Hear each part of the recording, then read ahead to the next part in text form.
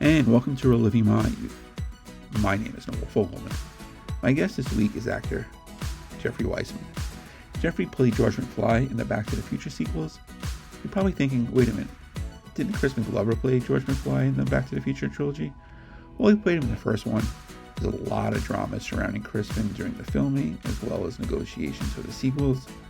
Exit Crispin, enter Jeffrey, and they still had Crispin Glover's mask that they used on Jeffrey to the point when it looked pretty close to Crispin Glover, and everyone thought that Crispin Glover played him in the movies.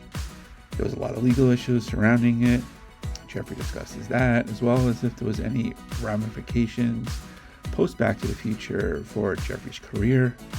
And I would recommend watching this on my YouTube channel because Jeffrey shares a lot of photos and an amazing behind the scenes video regarding the shooting of Back to the Future Part 2. We also discuss some of his other roles. We discuss Pale Rider, the Twilight Zone movie, and his portrayal as the High Geek on Saved by the Bell. Really enjoyed my conversation with Jeffrey, and I hope you do as well. So Jeffrey, thank you so much for joining me today. I really appreciate it. Hello, McFly. Hello. Good morning, Mr. Fogelman. How are you, Jeffrey? I'm waking up. How are you, Noel? I'm good. Still stuff from Thanksgiving last night, but In a digestive coma? oh yeah. Yeah, I spent plenty of Uh, time in the bathroom. But yeah, thank you so much for joining me. I really appreciate it. I'm happy to be here. I'm actually not at my home studio. I'm on location and luckily have good Wi-Fi. Oh, that's awesome. Yeah, I am in my son's room. That used to be my studio, but when we had our youngest, I got kicked out. So now kind of I'm Get like out of my room, Dad. exactly. So I'm like a nomad right now. I go where is availability, and then everyone's off today because of, the day of As Thanksgiving. long So kind of like stuck in his room right now. So as long as you have permission to be in there. exactly. And I lock the door. It's fine. Give him give him a device. He's a zombie. You know how it is now. Oh no. Yeah. Yeah, you can use my room as long as I can still play. Exactly. Exactly. Yeah. But yeah, I got so much to talk about with you, but I want to start with one of the most recent things you've done. It's a very powerful movie about the homelessness crisis called No Address. Sure. Yeah, and yeah, it stars William Baldwin, Beverly D'Angelo, Xander Berkeley, who I had on the show a couple years ago. I love him. Oh, Yeah, fantastic. yeah. So just talk to me how you got involved in that project. Well, the it turns out the casting director was a fan of mine, and she called me up. They had most of the film in post already. They had already shot most of the film, and they wanted to add another, I think, 10 or 15 minutes. And so it's kind of pickup shots and extensions. And they had this support role of a motel manager. They just needed someone with confidence. I'm trying to share a picture of me at in that role, and of course I can't. I'm a bit of a luddite, so give Right. me just a moment. Yeah, not a problem. Um, and just basically went on location. In We shot in Northern California. Uh, this scene where Billy Baldwin's character, he's already losing his grip on being a responsible father and husband, and they're evicted, and they go to a motel in a very embarrassing scene where I, as the motel manager, have to tell him his credit card is declined time and again every time we try it to get him a motel room for the night. And Kristen Loken's character, her credit card works, and I, pay only attention to her. Right. Have a pleasant stay, ma'am. And then he goes out, and of course, with his depression and his addiction, gets blasted and comes back, and she's locked him out because she doesn't want to have anything to do with the drunk Dr. Jekyll. I'm sorry, Mr. Hyde part of him, Yeah. and and I have to call the cops on him, and that's what this picture is. It's like, but hey, buddy, don't make me call the cops. And you know, unfortunately, I get them put in the can. So I'm a bad guy. Right.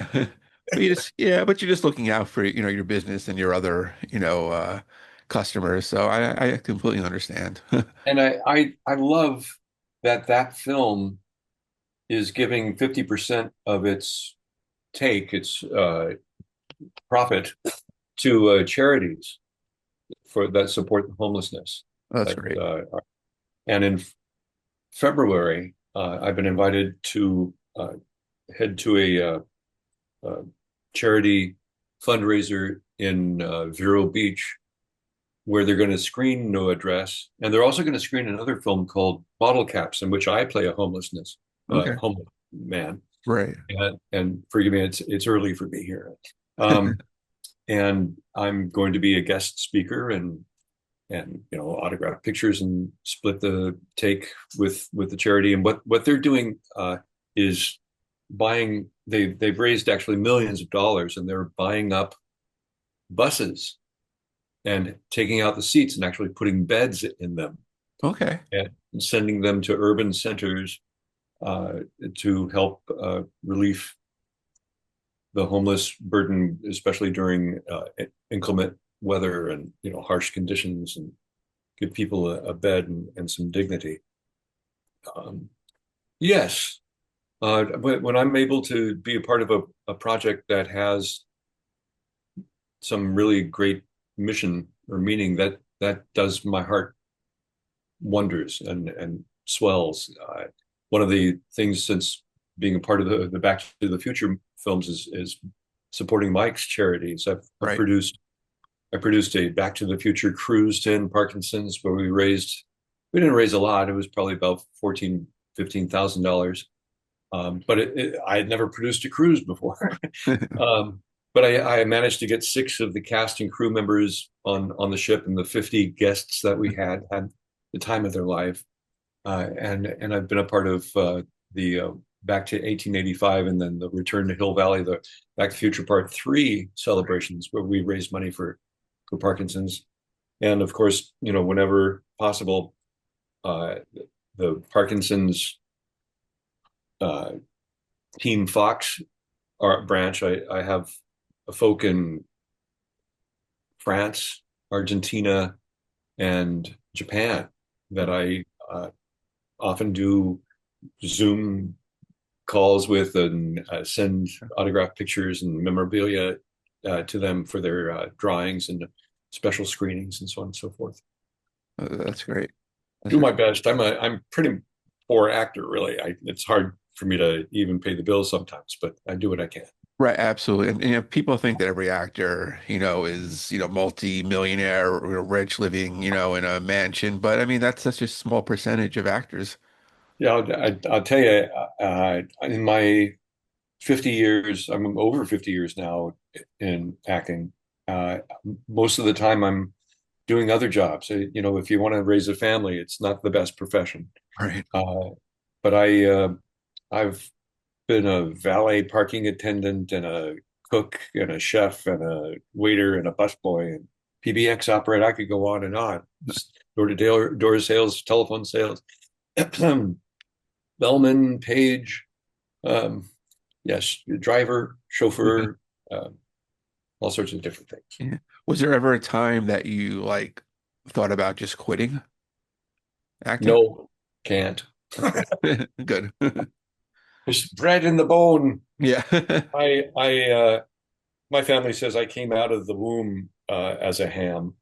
Uh, and it took me a while to figure out, not being the center of attention, but to support the story. And I've just loved it. Being a part of the creative process, whether it's on stage or on TV or in film, I adore it. I love, right now, as you can see, I'm sporting the Mark Twain mustache. I've Yeah. been doing gigs as Twain, and I love history too. So I've got practically every book Twain's written and book about him, and I just adore the research part of it. I'm a slow reader; it takes me a while to get through a book, but uh, most of the time I'm just constantly saying, "Oh, this will go great in my performance," or "This will be wonderful to add to a show that I'm developing." And living history is something that I've been doing since I was a teenager as well. That's great. What's your favorite like era of history? Oh gosh. Well, I kind of ran away with the circus. Instead of going to the circus, went to the Renaissance Fair, Okay. and I loved that. I was probably about 13 or 14 years old, and I'd already done some Shakespeare at school, Merchant of Venice and As You Like It and such. And I loved that you had uh, history represented, and then you could also create your own character or show on stage. And it was immersive theater, and you never broke character, and you did your research. I love that in that it was celebrating a Renaissance time, even though, setting the plague aside and Right. setting the draconian Yeah.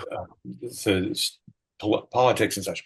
Um, I loved the immersive aspect and the beautiful costumes and the use of language. It was delicious.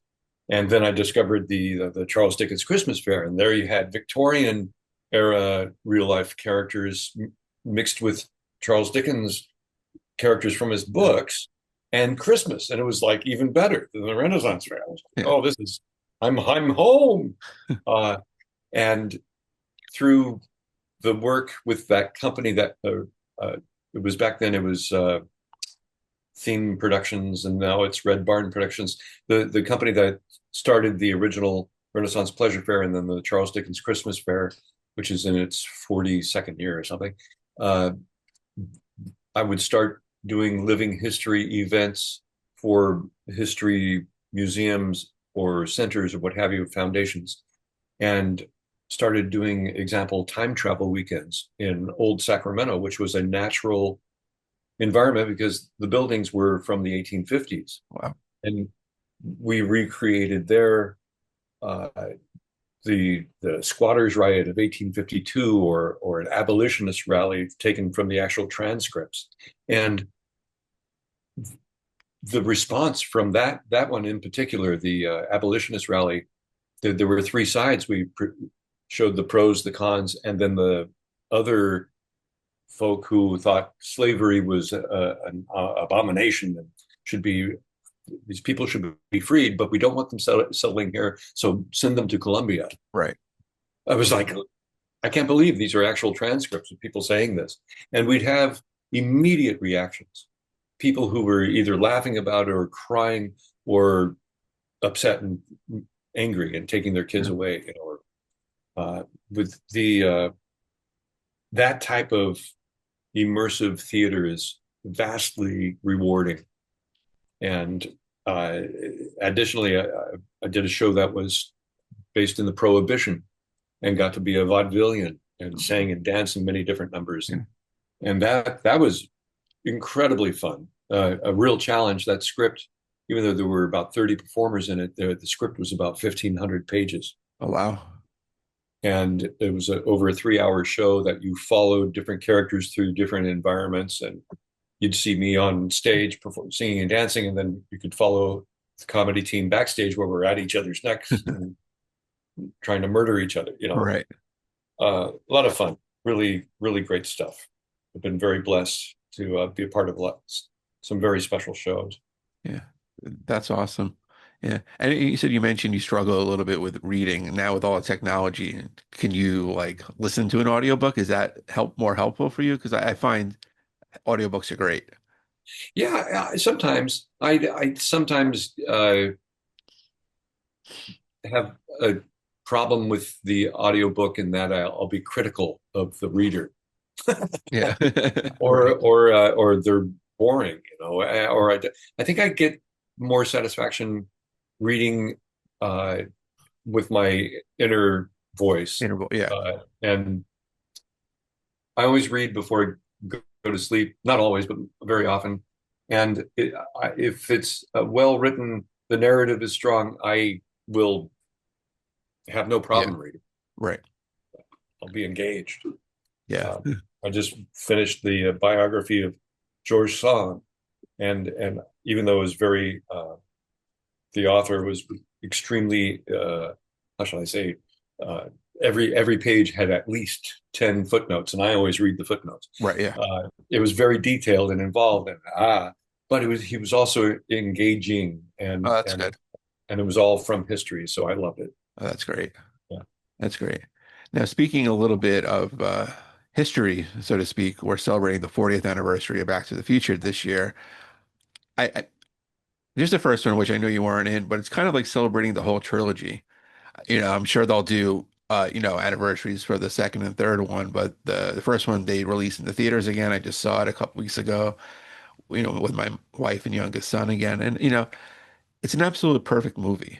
It really is. And the sequels had they had big shoes to fill, and I feel that they succeeded as well. The second one took a lot of risks, and we could talk about how filled the shoes of Crispin, and a lot of people don't know that you were actually George McFly in the second and third one. Yeah, Uh, I'm very blessed in that I'm friends with these guys. that's great. Yeah. Uh, it, I've managed to do at least three or four of the Back to the Future 40th anniversary reunions this year. Got to see got to see Mike about a week or so after receiving the Medal of Freedom Award from President Biden, Right. and it was so thrilling. And even though they kept Mike and Tom and Chris Leah with their own panel, and all the support players had their own panel, I still had to go over and congratulate Mike. And uh, he was coming off in his wheelchair, and I said, congratulations, Mike. And he reached out and grabbed me and said, I feel like a teenager again. I feel like I want to go out and dance in the parking lot and drink a beer, and naked. Um, he's just such a fantastic spirit, and indomitable. He's uh, even though the ravages of PD on his body have taken its toll, Right. he's still there mentally and humorous. His humor is fantastic, and that I think has really gotten him through. And he's such an inspiration to so many. I now have probably at least 10 people I know with PD, and uh, they're inspired by him, Right. and the advancements that with his foundation, he's over $2.5 billion he's raised, which is phenomenal. And it's because he's an inspiration and a joy. And all of the cast members just love him. I think it was 2008. We did the first cast reunion at the Hollywood show. And Mike, he wasn't scheduled to be there, but he came in unannounced on the Sunday. Right. And even though there were probably 26 of the cast and crew there were six of us: Mark McClure, Francis Lee McCain, Chris Lloyd, Leah Thompson, uh, Claudia Wells, and myself, who Yeah. were invited just to spend a few minutes with Mike as soon as he arrived. And I'm pretty sure it was the first time any of us had really seen him up close since working with him in the last time in '89, I guess. And I think it was the first time any of us had seen the ravages of Right. PD starting to take its effect on him. And it wasn't anything like it is as severe as it is now. It was mainly every once in a while he'd be talking with us, and then he'd go up on his toes and have to walk away because the pain was Right. driving him. And we'd look at each other like, oh my God, our collective heart was breaking. And watching it over the years get worse, and him fall and break just about every bone Right. uh, is heartbreaking. But he's still wonderful and still Mike, and that kind of appreciation of him, we've bonded tighter. But you'll hear the story from probably every actress you've interviewed. Every project you get to be sort of like a little family, Right. Yeah. and the Back to the Future cast family is really wonderful. and you know, I am always ridiculed by the Crispin Glover fans as being the scab, or Right. you know, I try to point out to them that, you know, I actually knew Crispin from a film we did together in '83 before he got George, and in '85 when Back to the Future was coming out, I went because I was in Pale Rider Right. with Clint Eastwood. I wanted to see what the summer competition was, so I went to see Back to the Future, and I didn't know Crispin was in it.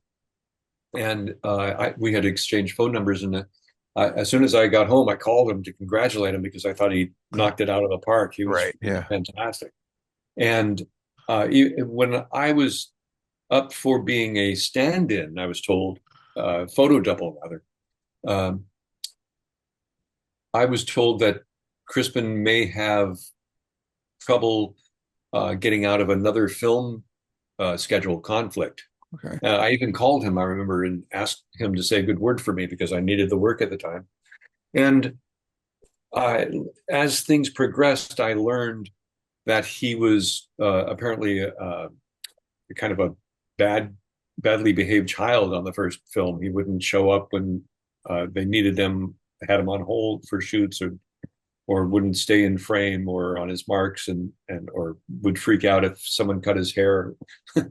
um, and he also, Spielberg told me he was holding out for $1 million by kind of coming up to me and saying, "So, Crispin, I see you got your $1 million," when I was in the old George makeup. Right. It was a very odd moment. And then I had also heard he wanted script approval.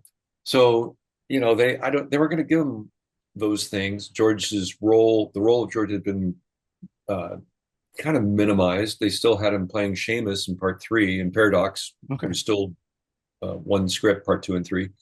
But when part three came out, Crispin called me back finally and explained to me that they didn't pay him, but maybe scale for a day for the reuse of those close-ups that Right. they cut with my work in part two.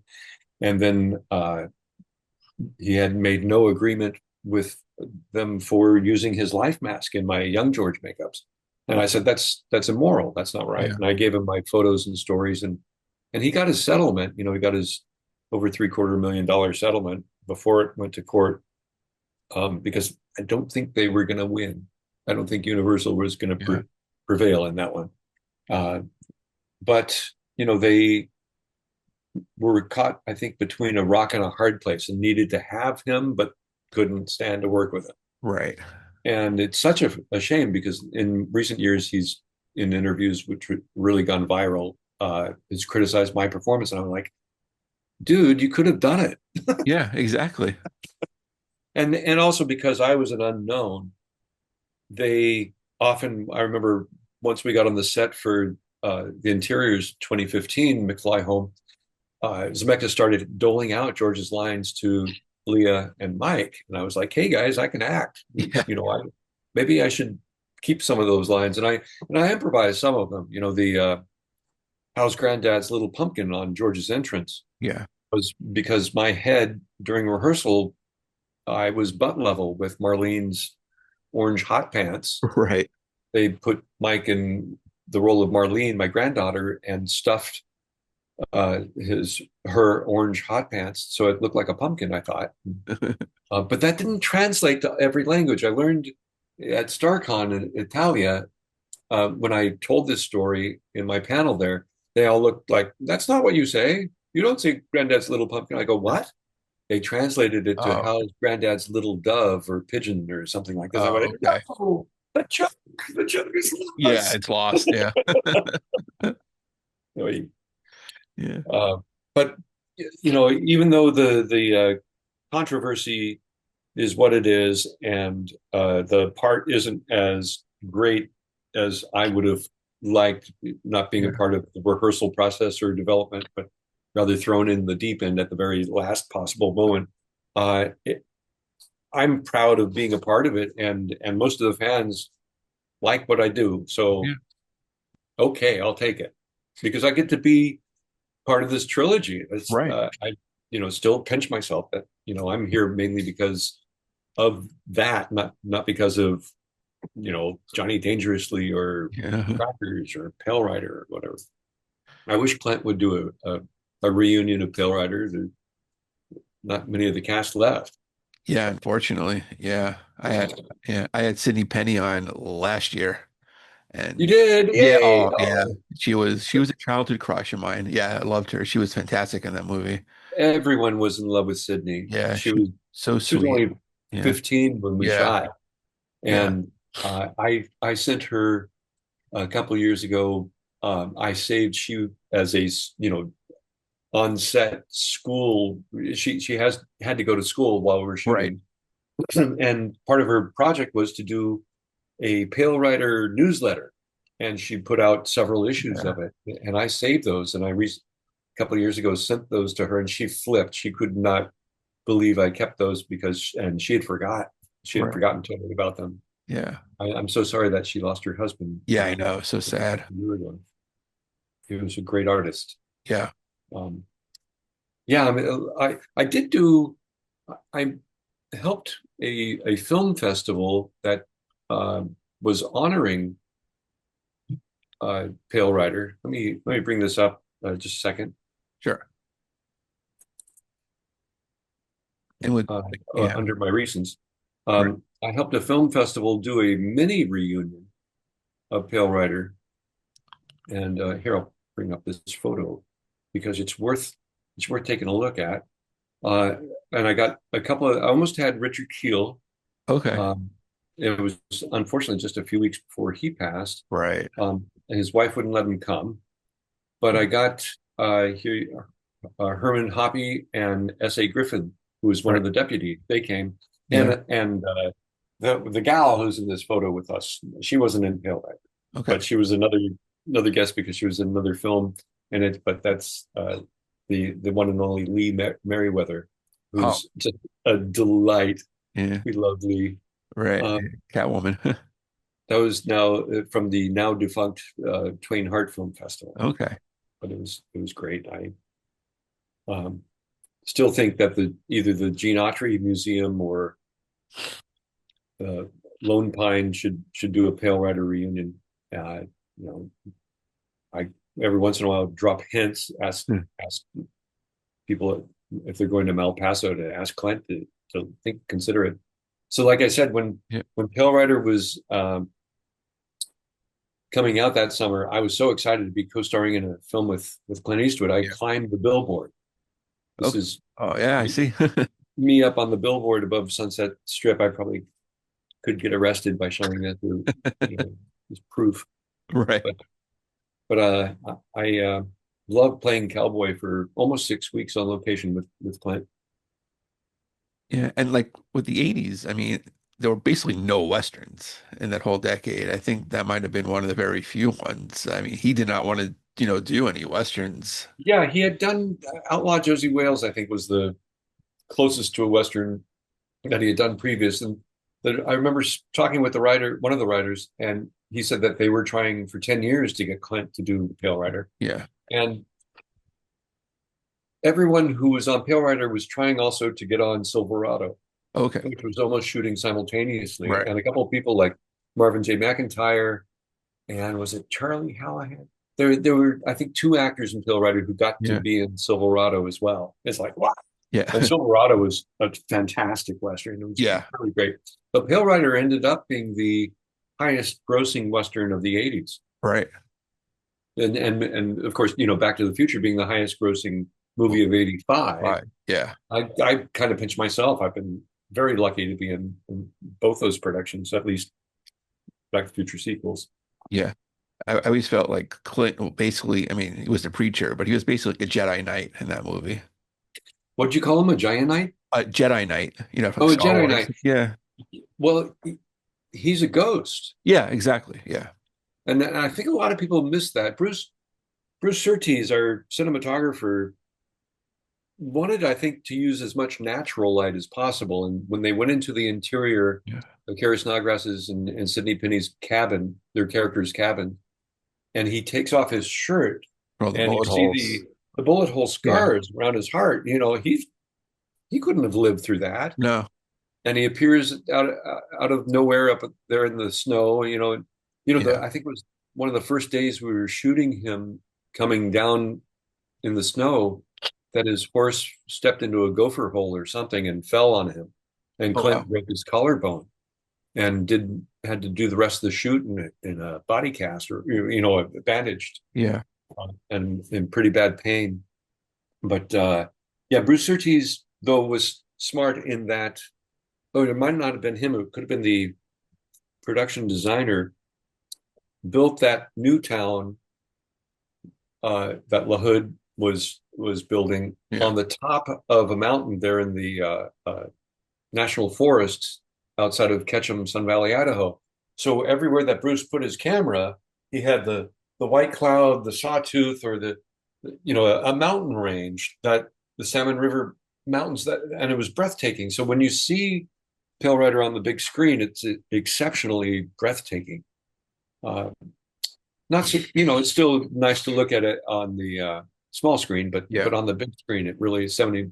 And that was, I teach acting, and I often talk about the difference between, say, working with John Lithgow and Clint Eastwood, in that watching Clint work, he put everything at the end of his nose. It's very small, Right. I remember thinking, well, this isn't going to read, but when it's on the big screen, it's full because it's very truthful Right. and it's immediate right there. Whereas with John, who is weaned on stage, he's big. He's a big man already, and he's weaned on stage, so everything's real big. And he loved it that George Miller, our director on Twilight Zone movie, Yeah. was telling him bigger is better, bigger, bigger, bigger, Yeah. more and more and more. And I remember John turning to me and saying, "I love this. I never am told. I'm always told to bring it down Right. for film." And he was just a dream. He's just a wonderful, wonderful man. And so I tell my acting students, you've got to find what works for you to bring your honest truth to the performance, whether it's small, big, or like Michael J. Fox. Is it a formula that Yeah. it's he honed that style of his, on television work. Right. So it's been quite a fun ride for me. I've been very fortunate to work with so many greats and be a part of so many fantastic projects. Yeah. Absolutely. And you mentioned how like close knit the Back to the Future cast is now. Were they accommodating when you joined the cast for the second one? It was awkward at first. I don't think because the trades, the Variety and the Hollywood Reporter had, I remember I've even kept them. One of the headlines was "Back to the Bank," which explained how Universal had thrown enough money at everyone that everyone was coming back to reprise their roles. Right. So everyone expected Crispin, and Crispin was quite beloved, especially by Leah. On the first film, they had several months of pre-production work together. When I was given the part, I was given a video of a VHS of probably 40 minutes of unreleased improv work that Leah and Crispin and Tom and Crispin, and then some scenes with Leah, Crispin, and I think Neil Canton's nephew as Marty, them working together. So they had, first of all, a couple of months to develop character, and then the 7.5 weeks or whatever it was with Eric Stoltz Right. to work, and then shooting again with Michael J. Fox, and then riding high on it being the highest grossing film. So I think the expectation was that Crispin would be there, and when the first stuff we shot was the Enchantment Under the Sea dance, and I think that when I came on set, and I remember Mike was, I think, one of the first people I met at the door. And I remember him saying, "Oh, Crispin ain't going to like this." And as you can see straight on, that makeup doesn't look quite right. Yeah. It's kind of gross. And these photos are now out in the public, and people are like, "Oh, who is this monster?" Um, but from the profile, you can tell it's definitely made from Crispin's life mask. Right. And once again, they had to have him to match the shots from part one because they needed it to be seamless for the audience to, believe the story. Otherwise, it was going to be, well, that's not right. That's not close enough.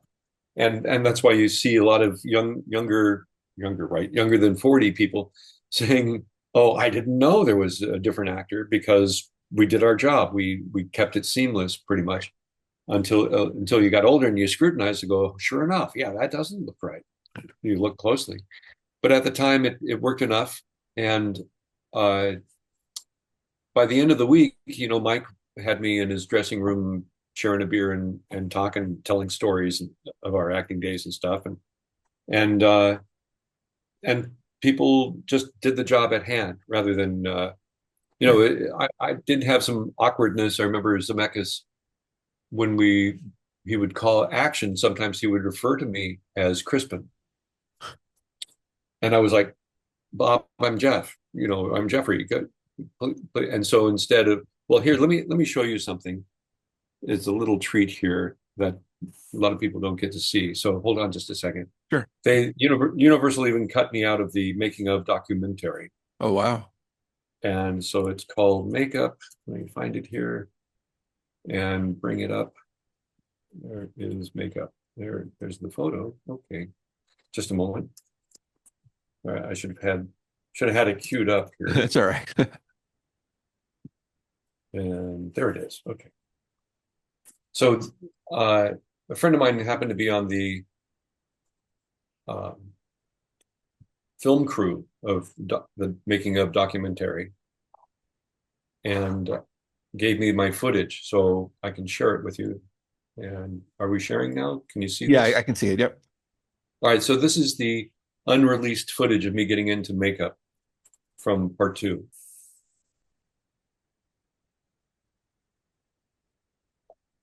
And Oh, wow.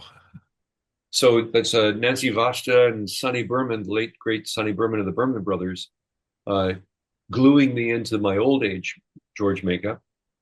And so every day would take 4 hours.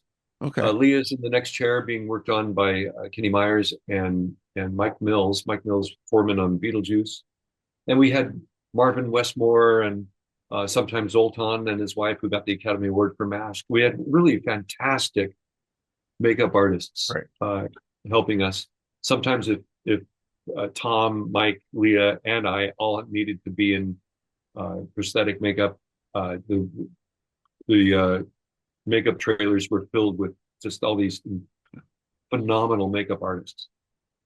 So if I needed to be on set, say by 9 a.m., I had to be in the makeup chair by 4 a.m. And they glue me in for about a couple hours, and then I could take a break and go have a breakfast burrito. uh, but because we had Mike mainly nights and weekends because he was shooting the last season of Family Ties, Right. we would work often just straight through the weekends. Sometimes a 26-hour long day we'd have before we, knock off and have to be back in the makeup chair before 8 hours. So you'll hear here getting into the 1955 Enchantment Under the Sea Act. Right. You'll hear Zemeckis call action by saying Leah instead of Crispin.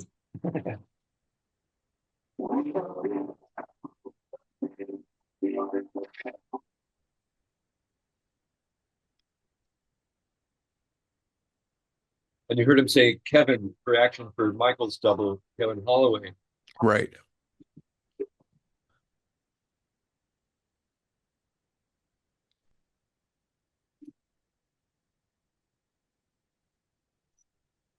This is fantastic.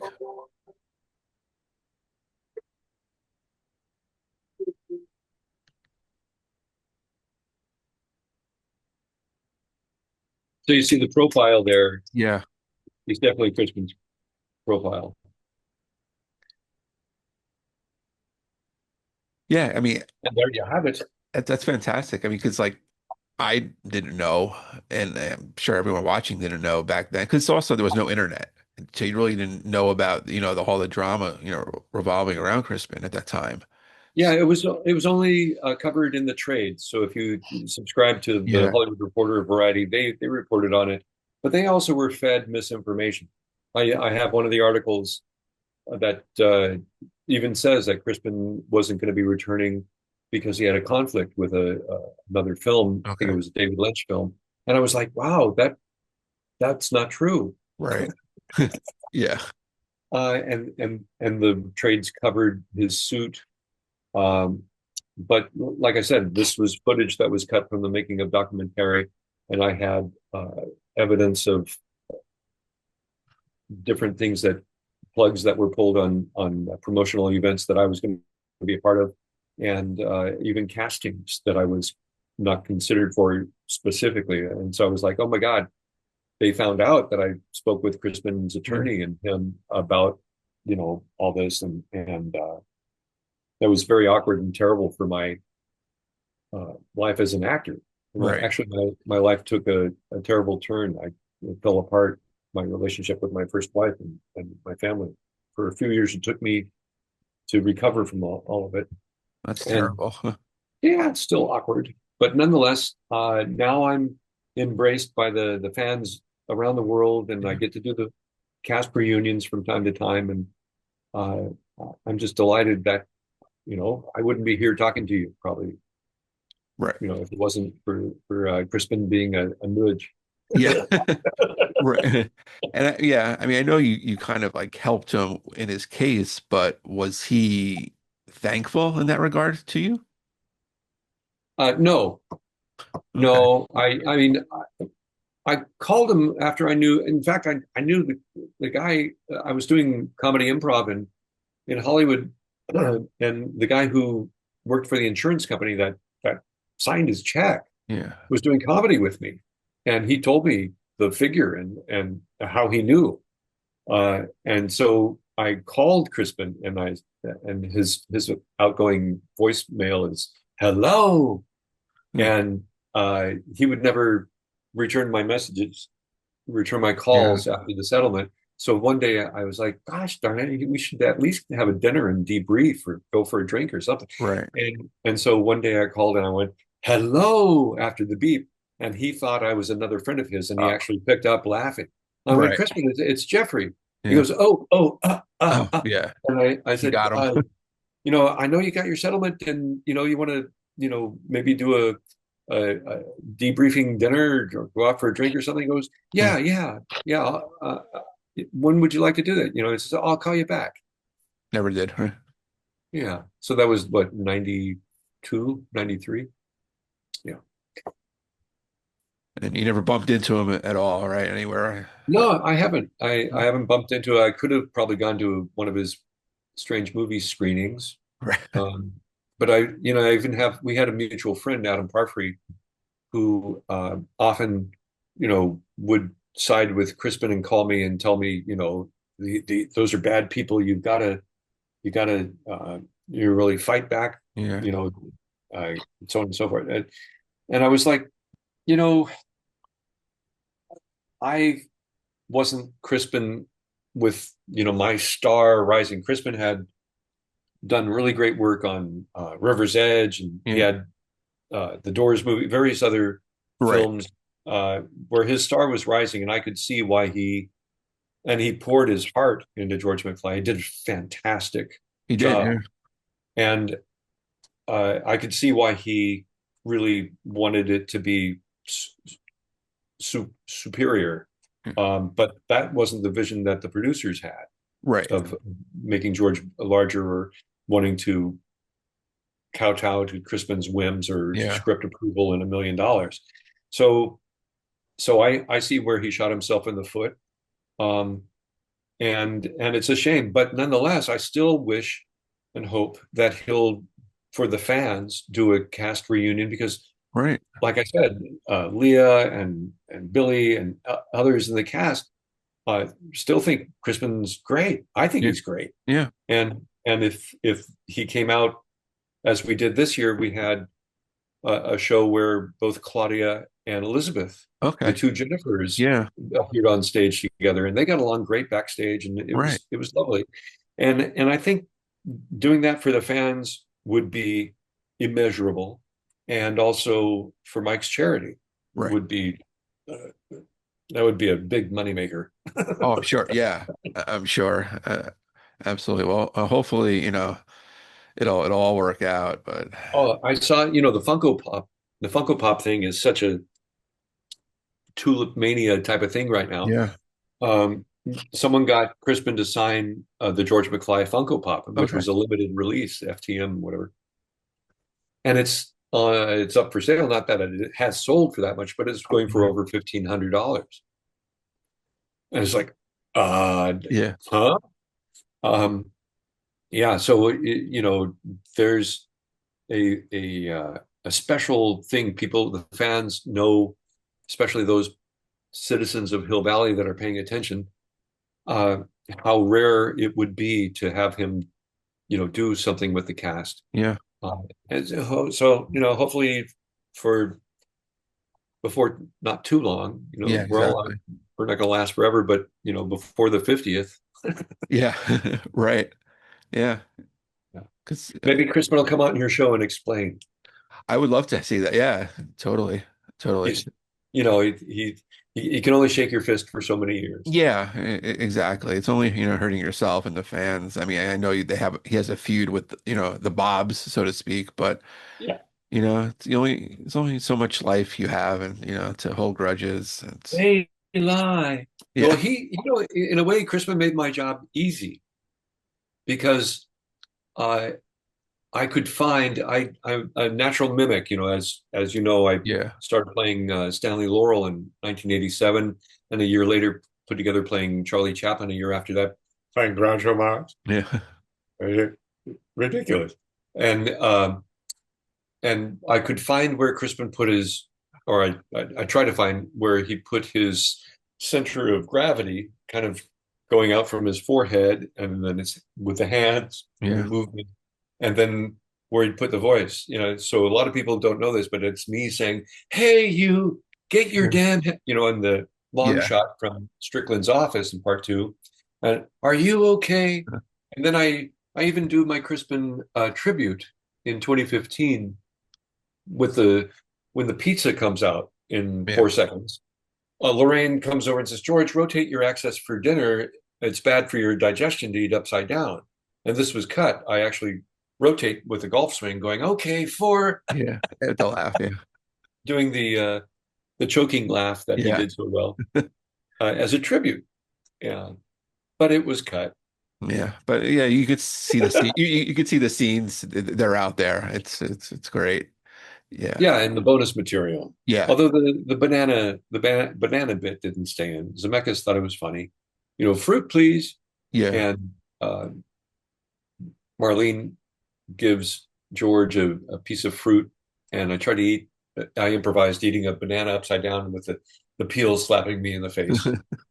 Right. Yeah. Silliness. Yeah. But yeah, everyone check it. The movies are great. I think they're off of Netflix now. There's two sequels. I think they're leaving Netflix. Oh So no, or no, or don't Amazon leave. Prime. Whatever site they're on, I saw that they were unfortunately leaving. So hopefully they'll jump to another site because everyone gets these streaming sites and the movies come and Yeah, go all the time. I think they'll probably be on Tubi next or something. Yeah, yeah. Tubi's a great app. That's a great picture. Yeah. That's the only thing that's left of the banana scene. Right. Yeah. But I have to ask you about some of your TV work. You did Saved by the Bell. I did. Yeah, doing the High Geek, and that was one of the most memorable episodes, the whole Zack Attack Rockumentary episode with Casey Kasem. Yeah, I was originally going to play two roles in that episode. There were I was going to play what's Elizabeth Hurley's character's name? Oh, Jesse Spano. Jesse. I was going to play in the fantasy sequence where they become a rock band and they Yeah. become very popular. Jesse becomes an activist for saving the whales, I think it is, and so I was going to play her date Okay. in one scene. David, I think, with the character name. But then Elizabeth went skiing and broke her leg. And if you notice, she's not in that Yeah. episode. Not She mentioned was at all. there. Well, she was there while we were shooting. It was probably in her contract that she had to be there.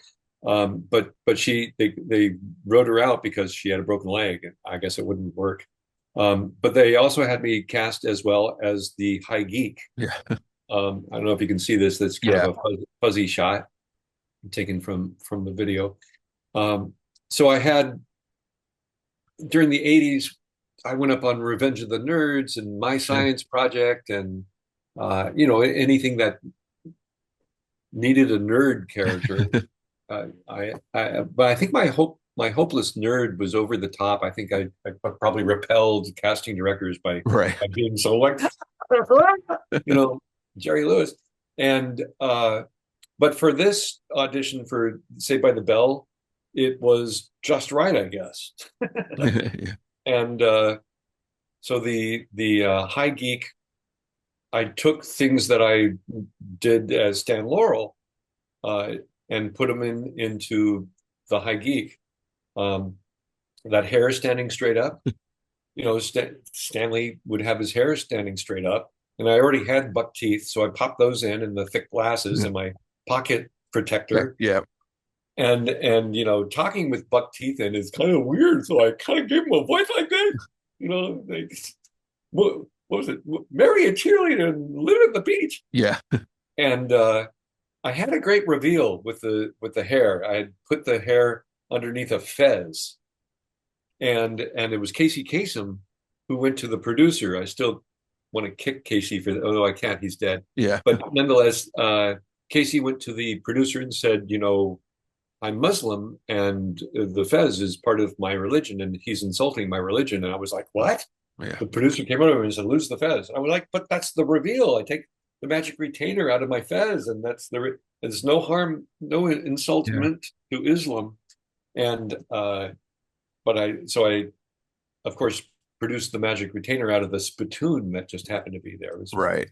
very silly, but it was very sweet. It was kind of a, I don't want to, yeah, I can say it, kind of a low rent production in that they were not, the kids I don't think were probably paid well and I wasn't paid well, Yeah. but I was very happy to be a part of that set and I got along great with Dustin. I'm very terribly sorry about his Yeah. dad, the accusations of his dad taking his money and then him having to stress out over that and then his cancer taking him too early. He was a good kid. I liked Dustin. Yeah. And I liked being on that set. There, all of the cast were very sweet. And that, as you say, every once in a while I get a residual check for $6. Yeah. Yeah.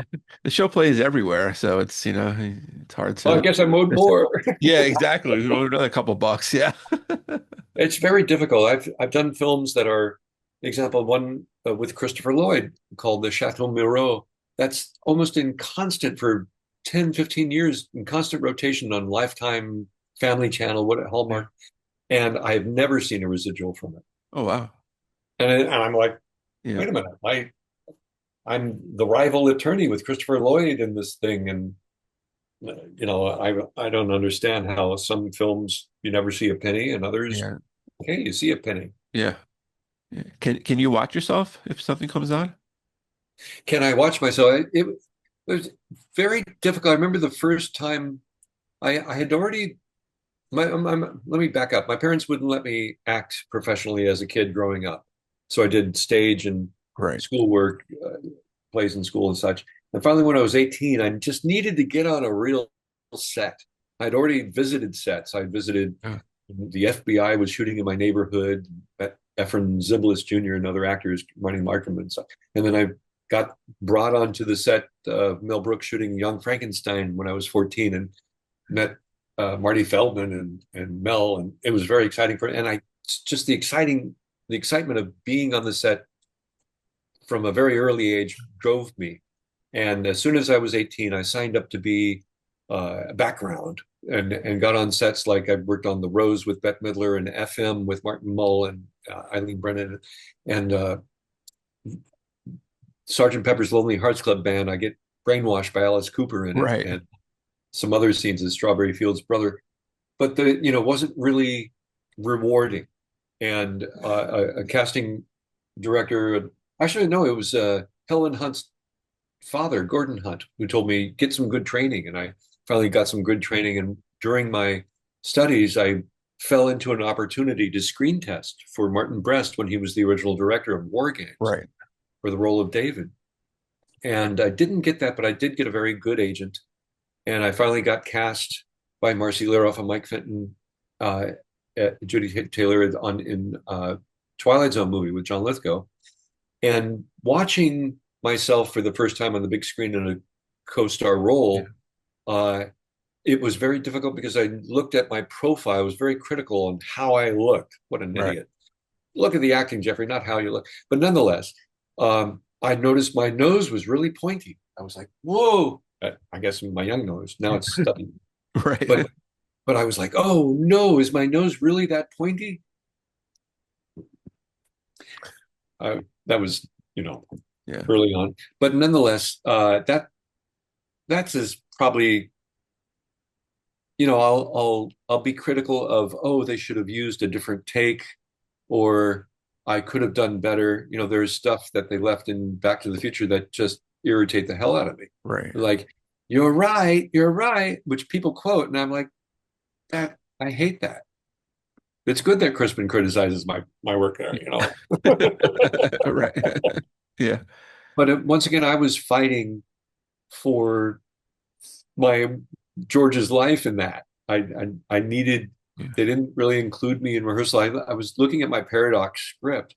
I have no notes in it. I usually write all over my scripts, but I was given no time. I was given the script and then put to work. And I was like, wait a minute, I got to read this thing. It was kind of by the seat of the pants and improv when I could. Yeah. Very long hours. But I was, very excited and honored to be on that set. Yeah, absolutely. And we loved having you in those movies.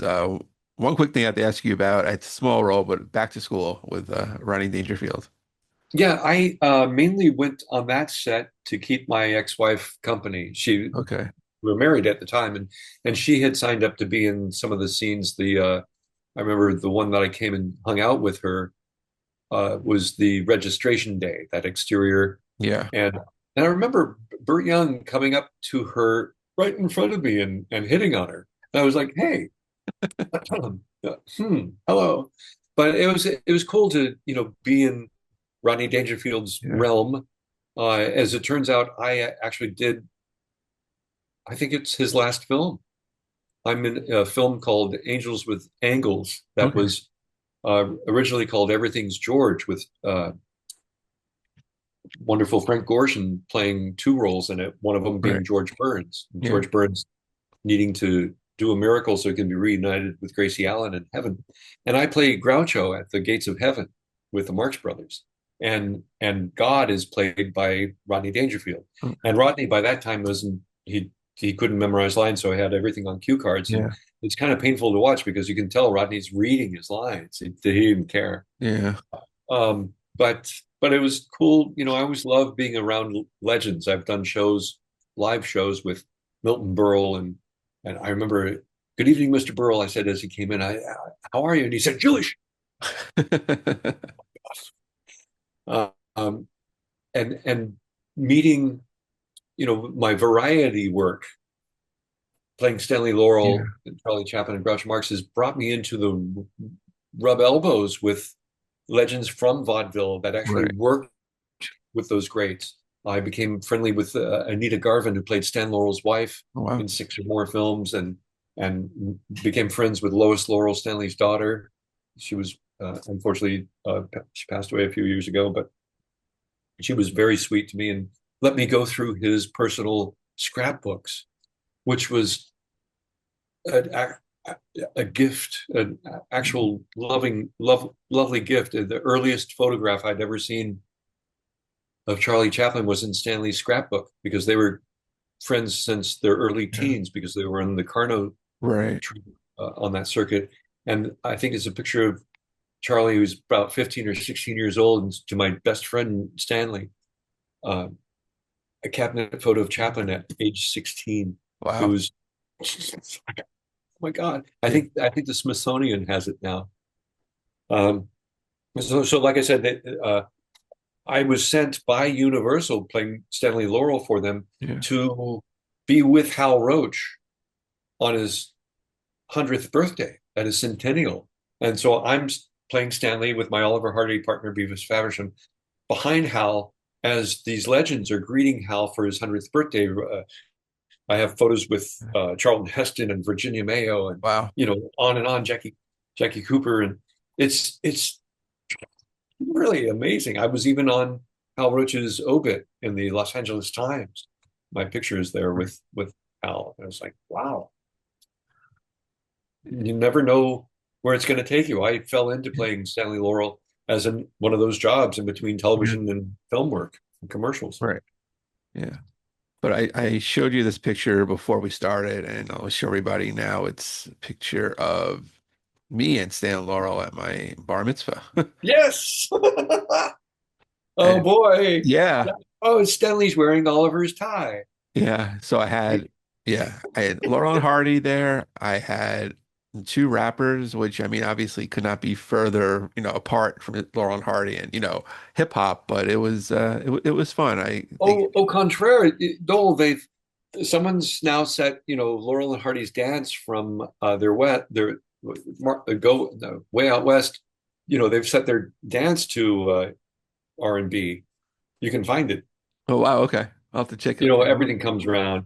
That's a fantastic photograph. You look like you're in heaven there. Oh yeah, no, that was a fun night. That I had a humongous cummerbund and a nice mullet, so it was fit for the times. Outstanding. The photo I have, let's see, this is probably an early publicity shot of me there at Universal, Oh where I wow, worked since starting in '87. I was there, Stanley, oh that's great. till about 2002. So if you went to Universal Studios and you got a photo with Laurel and Hardy Yeah, or Charlie Chaplin or Groucho, it could possibly well be me. yeah, that's fantastic. But before we go, where can people find you on social media? What do you got coming up? I'm right here. Oh no, I I've got uh, coming up on December 10th. If you're in California, Jackson, California, I play Professor Moriarty Oh, in nice. a new Sherlock Holmes film called Sherlock Holmes and the True Believer, where I get to kidnap Santa Claus. And it's a fundraiser film for the 221B Baker Street West Center for Sherlock Holmes Studies in Jackson, California. And that's got a final cut premiere on December 10th in Jackson, California. So come to that. It's a fundraiser and it's a lot of fun, beautiful little film. And then I'm on just before that on December 6th at Niagara Falls Comic Con up there in Niagara Falls near Toronto. And then in Florida in February, go to backtothefuture.com. All of the cast members' appearances, at least for cast reunions and the like, are listed there. Then at jeffreyweissman.com, you can write me directly from my website, jeffreyweissman.com, Weissman. On Instagram, it's at Jeffrey J. Weissman. At Facebook, I'm Jeffrey Weissman actor. Don't try to friend my personal page. It's been at the 5,000 limit for 15 years, unless unless I owe you money. Yeah. And then on Twitter or X, it's at Jeff Weissman with just one F. So I think that's all of them. And like I said, if there's a Back to the Future fan, if you are or someone you know is, and you have to get an autographed picture for the holidays or merchandise, you can email me from my website, jeffreyweissman.com, and I can make arrangements to send you something before the holidays. Well, that's great. But Jeffrey, thank you so much for your time today. This was fantastic, and best of luck with everything. Thank you for having me on, Mr. Fogelman, and have me back, and I can tell you stories about Twilight Zone and working with Michael Keaton on Johnny Dangerously and Louis Malle, and Sean Penn, and many others that we didn't get to. Yeah, I totally wanted to get to that, but we can maybe do that, in the new year. Definitely, Excellent. that'd be Excellent. fun. Yeah. I'll Do see you, you in the future. yeah.